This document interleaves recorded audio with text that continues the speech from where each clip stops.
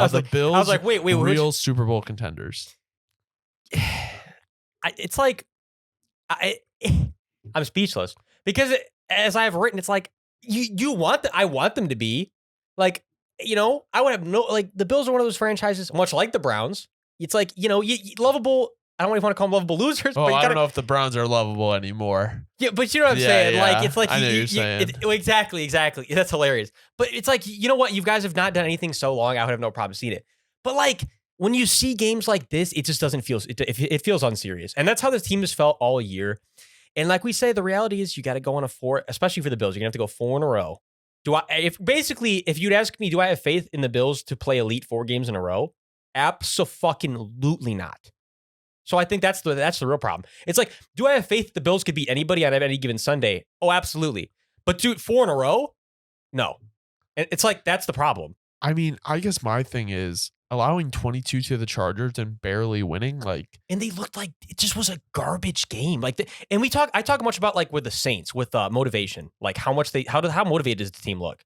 The Bills very much fit in that category to me, where it's just like one week they're like, yeah, and then the next week it's like, oh, we had to play this week. Like, I would much rather just be at home on the jet ski. It's like no interest. Like, that's how the Bills feel like every other week.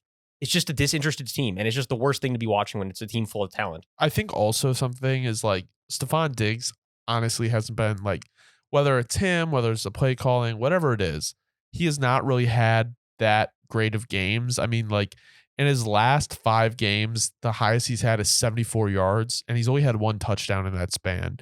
Highest is 6 catches, 3 with 4 and 1 with 5. Gabe Davis has really come on as of late. That's the thing I want to talk about with Gabe. So first thing was Stephon. So you're telling me that if you cause a bunch of internal issues and make guys' emotions like go up and down like a roller coaster, it just might have an effect on the way that everyone around you plays. Oh, I'm really shocked. I honestly really wonder if Diggs had like any role in like them firing their offensive coordinator. That's what it's. I never even thought about it till you just said it. Neither did I. It's very interesting where it's like you have to ask yourself with Stephon, like, are part of the reasons that things are the way they are with him, John, like, are part of this maybe because you make a scene like multiple times a year? I'm just gonna raise the question. But then over to Gabe Davis. So there's not anyone in football like Gabe Davis. Listen to this. Okay, over the last 7 weeks, you're not gonna believe this, but 4 games with 0 catches and 0 receptions. And over those games, he was only targeted 5 total times. But then he has 2 games in that span of 100+ yards. Is there anyone in football like Gabe Davis? How and why does that happen? I think he's just like the biggest. I literally lost fantasy playoffs this week because I did not play Gabe Davis. And it's like, he's just someone I never feel comfortable actually playing. Never. I just don't know like what he's supposed to do. Like, there's multiple weeks where there's 4 weeks this year where he'll have 0 yards. Or no, over the last 7 where he has 4 over the last 7 with 0 catches, 0 receptions, and even then, like I said, like the targets, 5 targets over 4 games where your health shut out. I mean, it's like then he'll have 2 games where he has 12 targets and 9 catches, and it's like what the fuck? Like, no, that's what I'm saying. It makes 0 sense because even if you're getting no separation, you don't go from getting no separation to getting separated 12 times. Like, something doesn't make sense about the Bills' offense. And I'm sorry, some way, somehow, to me, in a weird way, it has to come back to the Diggs thing because you think okay, but like because the Bills' offense didn't used to be like this, did it? I mean, like I feel like it used to have a cohesion. Like Stephon was number 1, Gabe was number 2 behind him, and yes, he would have frustrating days, but it was never like this. Also, and now it's like Stephon and Gabe are both frustrating, and everyone else is kind of eating outside of them, but it still is a weird thing. And then James Cook's evolution has definitely really, really helped the Bills, but it's helped, but doesn't it feel like kind of weird? The whole offense has it doesn't really have much of a rhythm, and the thing is, where especially if Josh isn't on superhero mode, then it really doesn't feel like it has much of a rhythm. Right. Like that's where again back to the Ken Dorsey thing. If you're a Bills fan, it's like, oh yeah, firing Ken Dorsey, that was definitely what it goes back to. But in reality, the offense was good before. It was good before Dorsey fired, good after. I mean, the Bills just are a weird situation. Yeah, I just there's one of those teams that, like I said, like kind of like a Rams where they can beat anybody, but I almost have less confidence in them. But I think obviously their ceiling is higher than a team like the Rams. Um, Going over to the other side, the Chargers. I mean, I don't know. Like, I don't even really know what to say. No, that all literally all I had for the Chargers was like, yeah, we knew what the Chargers were. Like the season's over. I guess it must be nice for them to be able to see that without Staley, you actually did still go. Believe it or not, you still had a competitive roster. You know, it was the Staley effect holding it back. It's got to at least make you feel good. You're like, hold on, we got some fighters on their roster. I got some guys that are ready to play ball. It's just that Staley effect was holding them back. Like, so that's got to feel good. So here's something that kind of scary for them. The Chargers are negative, I believe. I heard 47. I'm seeing 34 right now.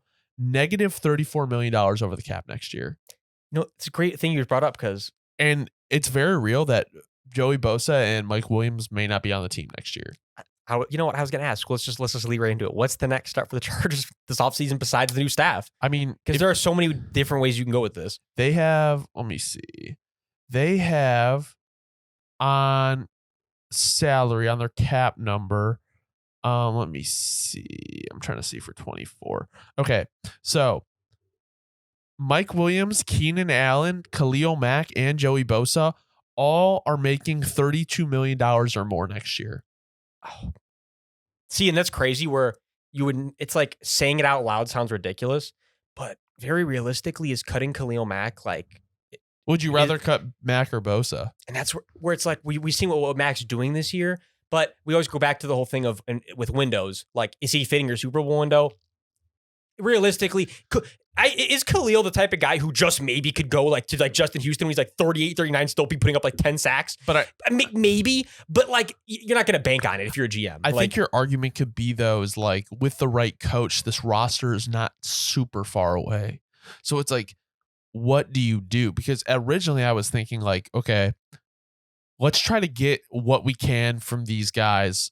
For these guys, Khalil Mack, Joey Bosa, Mike Williams, maybe from like contenders. Like even if it's a mix of like 2nd to 5th round picks is something. But at the same time, it's like Keenan Allen has how many years left? And then once that happens, it's kind of like, so he's under contract until 2024. So he's got one more year. Your number one receiver is Josh Palmer or Quentin Johnston at that point, if you get rid of Mike Williams. So it's just, I feel like it's a very confusing path to navigate for Chargers fans at this point. I would be on the side of like, where it's almost kind of like, it almost feels like it's like the Chargers are in a weird alternate reality version of the Saints where they have the QB, but then a lot of the things it's like they still are missing, where it's like, but by the time that you try to push this roster to its max, it's almost like it's better to just scrap down now, bite the bullet now and reload, especially to your point with that receiving core. Like, what if you're going to give Keenan another contract after this one? Like, is it worth it with how much that, and yes, I know this year's been a little bit of an anomaly. He's out there much more, but where it's like, we know how Keenan's health is. And then we know how Mike's health is. That was another thing I was going to say. It's like, is Mike's trade value at this point with how much he's out there? He's very talented, but like teams are probably not going to be willing to shell out more than like he'd be a third or a fourth. He'd be a good like addition to the Chiefs receiver room. Just a reliable guy. It's literally what I was just thinking of. The only team I could even think of that would even be willing to shell out like a third or a fourth, because it's a thing. It's just volatile. Like you're thinking at that point, I could get me a guy who's at least going to play 16, 17 a year.